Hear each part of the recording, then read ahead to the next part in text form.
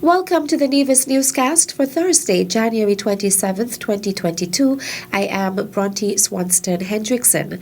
Premier of Nevis, the Honourable Mark Brantley, has given an update on an incident in which several persons entered the Federation via Nevis illegally on January 2nd, 2022.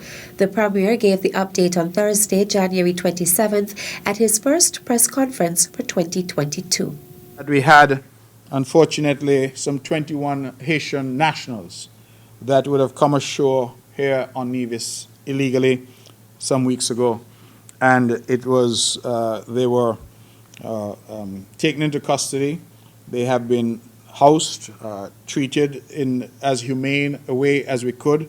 I'm advised that they were housed at Potworks, and I am to advise that based on the latest information, that the Ministry of National Security in St. Kitts is indicating that they will be repatriated to their country, Haiti, on the 31st of January, which I believe is Monday next.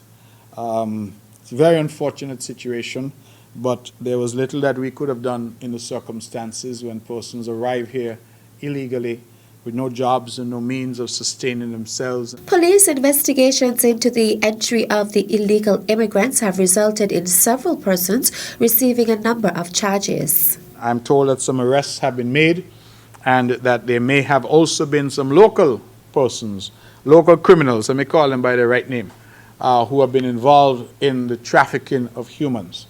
It is particularly given our history of slavery, where we were trafficked and brought here from Africa. It is, to me, a horrible, horrible thing for our people to engage in and to seek to extract money from individuals, to transport them illegally to other countries is a truly horrible practice and a criminal enterprise that we must seek to bring to an end.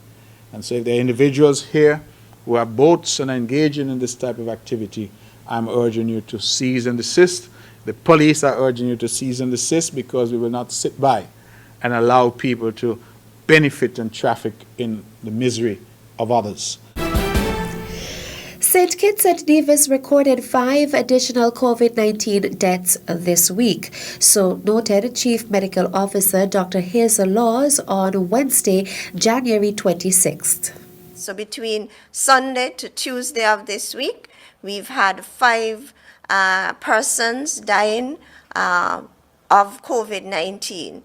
Now, these individuals are elderly, they were older adults with underlying chronic conditions, and they were all unvaccinated.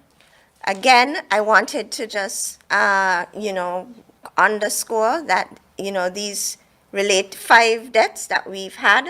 1 documented in Nevis, 4 St. Kitts. They were all unvaccinated. They were all older adults between the age of 68 to 92 years.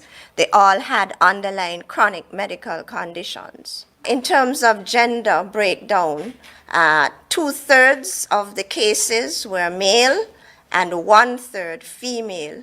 And this is in keeping with the global international trend whereby the males tend to die more so of COVID-19 versus females. The scientists, they are looking into this as to, what are the factors. It's somewhat complicated, and we are still awaiting this information. They are trying to unpack the reason why males tend to die more so from COVID versus females. Dr. Laws, who was at the time giving the COVID-19 situation report, shared some new information from the U.S. Centers for Disease Control and Prevention, CDC. The research show that children who have recovered from COVID-19 appear to be at significantly increased risk of developing type 1 or type 2 diabetes. And this is information, new information coming out of CDC. So they looked at 2 cohorts of children, and in 1 cohort, they found a 2.6-fold increase in risk in developing diabetes post-COVID, and in the other cohort, a smaller 30% increase in risk in developing diabetes post-COVID, and these are children under the age of 18. The studies also show that there is a heightened risk of developing diabetes in adults who have recovered from COVID. So in other words, in short, or in summary, the diagnosis of COVID-19 in adults seems to give you or provide or add an additional risk of your developing diabetes, and also in children. So this is one additional reason for individuals to come on board in terms of saying yes to the vaccine that provides you a layer of protection against this disease. St. Kitts and Nevis has recorded 5,331 confirmed cases of COVID-19. 4,745 cases have recovered. The Ministry of Health continues to monitor 553 active cases, 455 in St. Kitts and 98 in Nevis. Meantime, Premier of Nevis, the Honourable Mark Brantley, on Thursday, January 27th, gave an update on PCR testing in Nevis. We would have spoken about the fact that we have had now for some time the necessary equipment.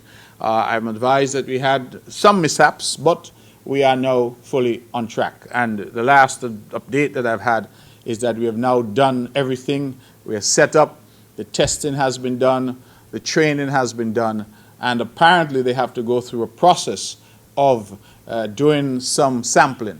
So that has been done, and those have been sent off to PAHO. We're simply now waiting on PAHO, and we expect any minute now to get the go-ahead to do PCR testing at the Alexandra Hospital. We expect that when that happens, it will be a quantum leap forward for the island.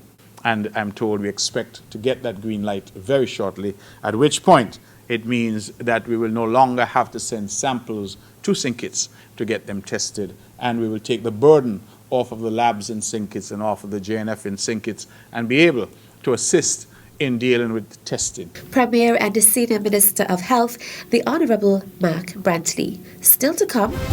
There are scholarship opportunities available. But in addition to that, the Nevis Island Administration each year awards financial assistance to students. The details after this break.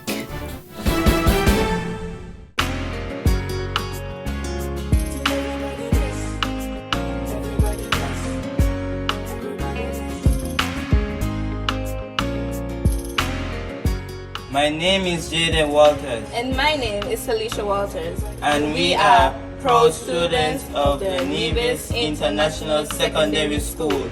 I took the vaccine to protect myself from catching the deadly coronavirus. And I took the vaccine to protect my friends and family from contracting COVID-19. Don't wait, vaccinate!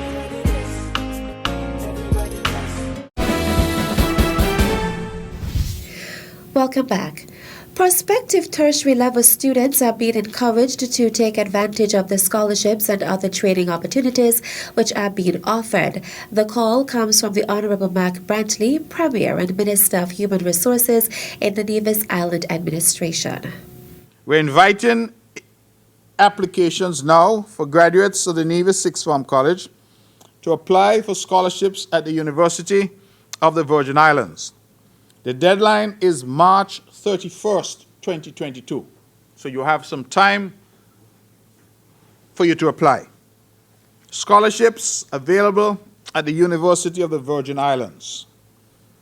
We are also inviting applications for persons who are interested in the bachelor's, master's, and doctoral degrees to study in Azerbaijan.